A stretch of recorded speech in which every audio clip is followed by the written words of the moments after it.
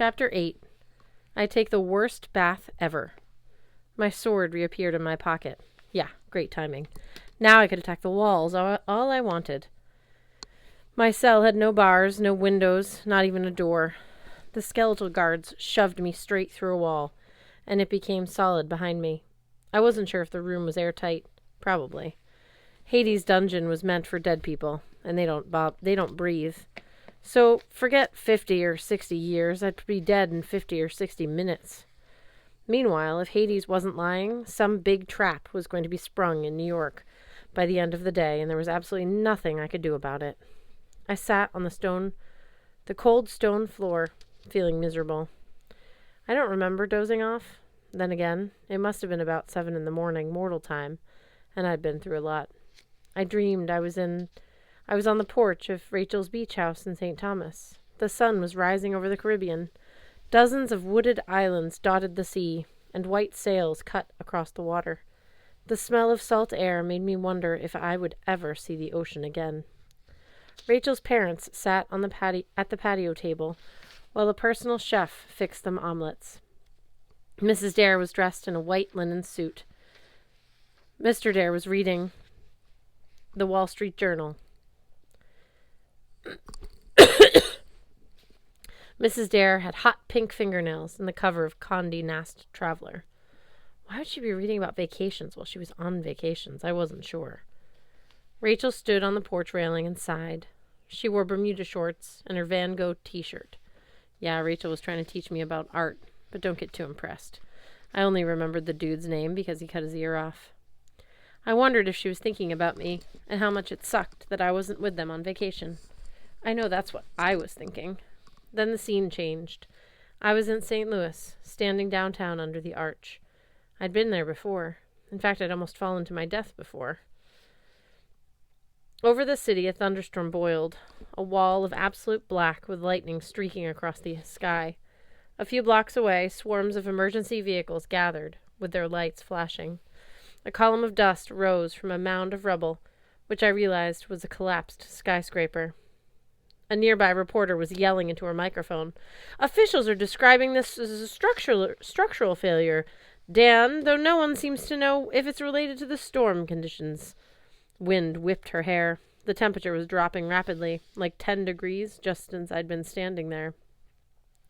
Thankfully, the building had been abandoned for demolition, she said, but police have evacuated all nearby buildings for fear the collapse might trigger... She faltered as a mighty groan cut across the sky. A blast of lightning hit the center of the darkness. The entire city shook. The air glowed, and every hair on my body stood up. The blast was so powerful, I knew it could only be one thing: Zeus's master bolt. It should have vaporized its target, but the dark cloud only staggered backward. A smoky fist appeared out of the clouds. It smashed another tower, and the whole thing collapsed, like children's blocks. The reporter screamed. People ran through the streets. Emergency lights flashed. I saw a streak of silver in the sky, a chariot pulled by a reindeer, but it wasn't Santa Claus driving.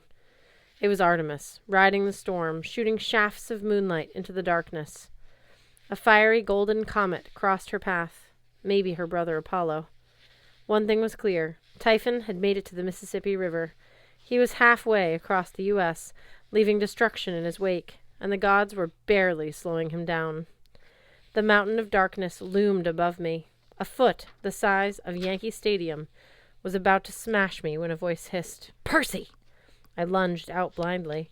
Before I was fully awake, I had Nico pinned to the floor of the cell, with the edge of my sword at his throat. "Want to rescue," he choked. Anger woke me up fast. "Oh, yeah? Why should I trust you?" "No choice," he gagged. I wished he hadn't said something logical like that. I let him go.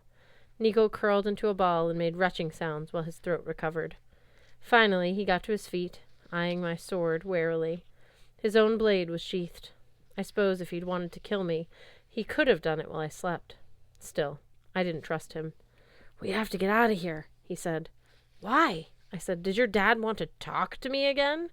He winced. "Percy, I swear on the river Styx, I didn't know what he was planning." "You know what your dad is like. He tricked me. He promised. Nico held up his hands. Look, right now, we need to leave. I put the guards to sleep, but it won't last. I wanted to strangle him again. Unfortunately, he was right. We didn't have time to argue, and I couldn't escape on my own. He pointed at the wall.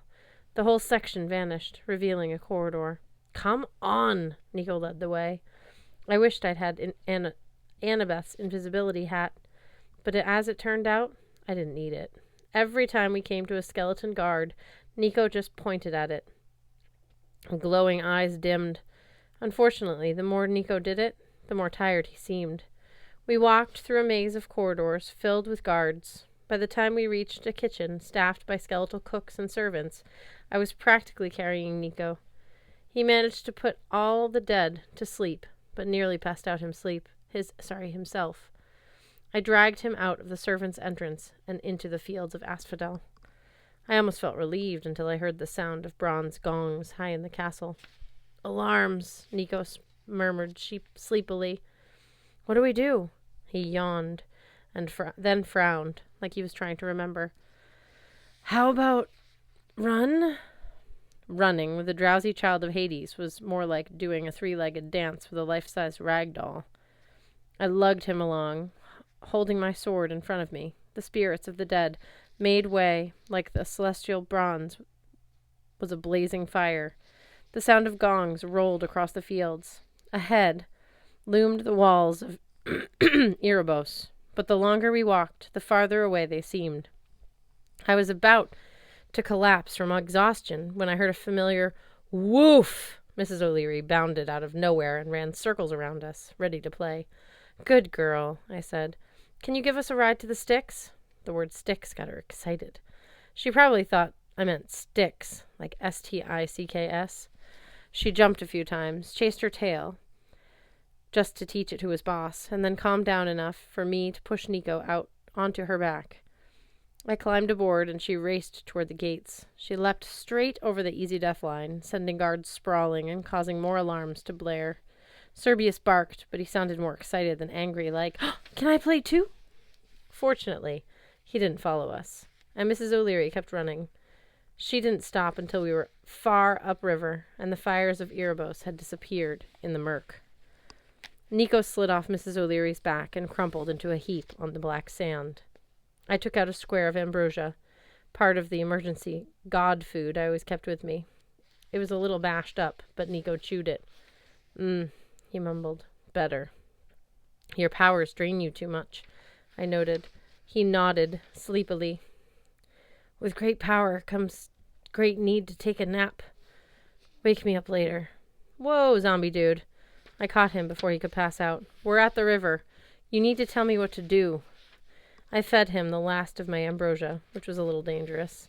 The stuff can heal demigods, but it can also burn us to ashes if we eat too much. Fortunately, it seemed to do the trick. Nico shook his head a few times and struggled to his feet. My father will be coming soon, he said. We should hurry. The river Styx's current swirled with strange objects, broken toys, ripped-up college diplomas, wilted homecoming corsages, all the dreams people had thrown away, that they'd pushed from their life into death. Looking at the black water, I could think about 3 million places I'd rather swim. So, I just jump in? You have to prepare yourself first, Nico said, or the river will destroy you. It will burn away your body and soul. Sounds fun, I muttered. This is no joke, Nico warned. There is only one way to stay anchored to your mortal life. You have to... He glanced behind me and his eyes widened. I turned and found myself face to face with a Greek warrior. For a second I thought it was Ares, but this guy looked exactly like the god of war. Tall, buff, with a cruel, scarred face, closely shaven black hair. He wore a white tunic and bronze armor. He held a plumed war helm under his arm, but his eyes were human, pale green like a shallow sea, and a bloody arrow stuck out of his left calf, just above the ankle. I stunk at Greek names, but even I knew the greatest warrior of all times, who had died from a wounded heel. Achilles, I said. The ghost nodded. I warned the other one not to follow my path. Now I will warn you. Luke? You spoke to Luke? Do not do this, he said. It will make you powerful, but it will also make you weak.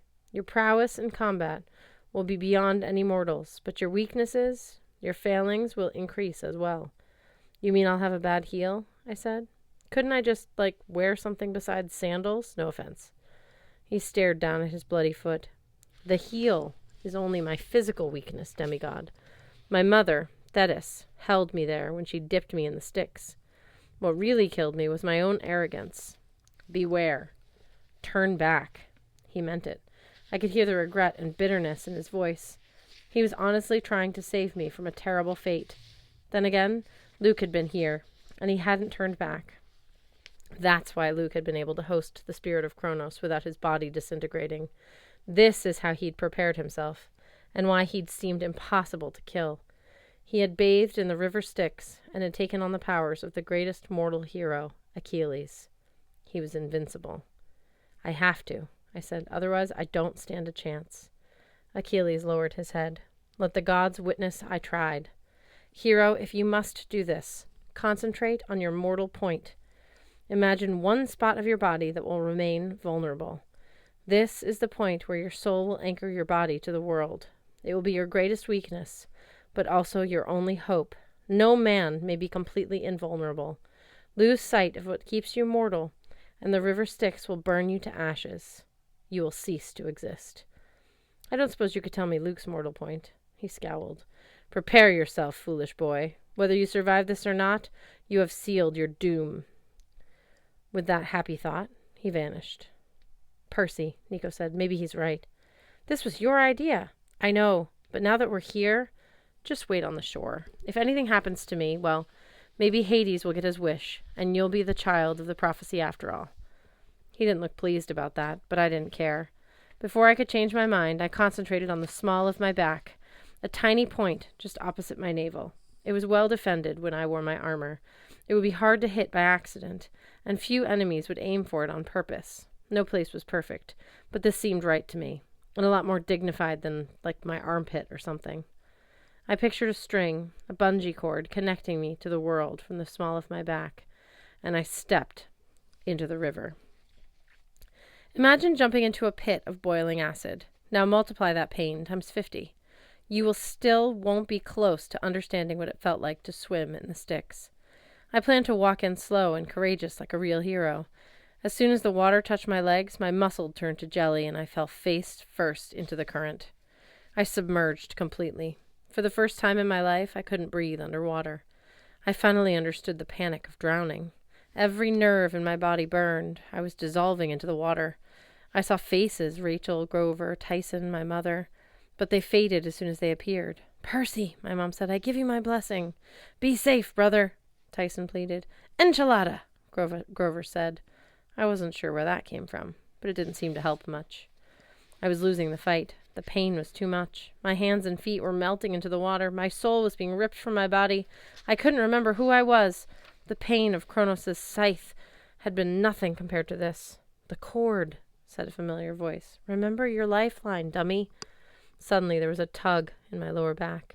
The current pulled at me, but it wasn't carrying me away anymore. I imagined the string in my backpack, keeping me tied to the shore. Hold on, seaweed brain.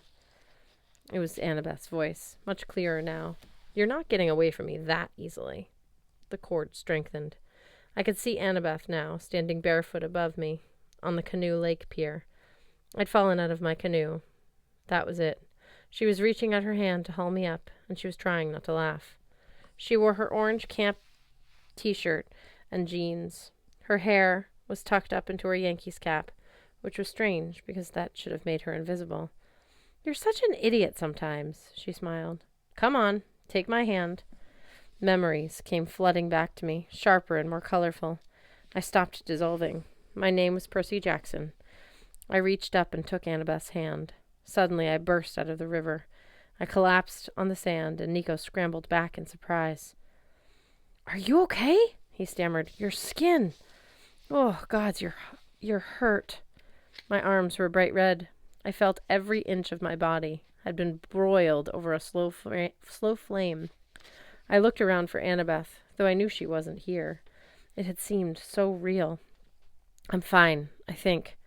The color of my skin turned back to normal. The pain subsided. Mrs. O'Leary came up and sniffed me with concern. Apparently I smelled really interesting. "Do you feel any stronger?" Nico asked. Before I could decide what I felt, a voice boomed. "There!" An army of the dead marched toward us. 100 skeleton Roman legionnaires led the way with shields and spears. Behind them came an equal number of British redcoats with bayonets fixed. In the middle of the host, Hades himself rode a black and gold chariot, pulled by nightmare horses, their eyes and manes smoldering with fire. "You will not escape me this time, Percy Jackson," Hades bellowed. "Destroy him." "Father, no!" Nico shouted, but it was too late. The front line of Roman zombies lowered their spears and advanced. Mrs. O'Leary growled and got ready to pounce. Maybe that's what set me off. I didn't want them hurting my dog. Plus, I was tired of Hades being a big bully. If I was going to die, I might as well go down fighting. I yelled, and the river Styx exploded. A black tidal wave smashed into the legionnaires. Spears and shields flew everywhere. Roman zombies began to dissolve, smoke coming off their bronze helmets. The redcoats lowered their bayonets, but I didn't wait for them. I charged. It was the stupidest thing I've ever done. 100 muskets fired at me, point blank. All of them missed. I crashed into their line and started hacking with Riptide. Bayonets jabbed, swords slashed, guns reloaded and fired. Nothing touched me.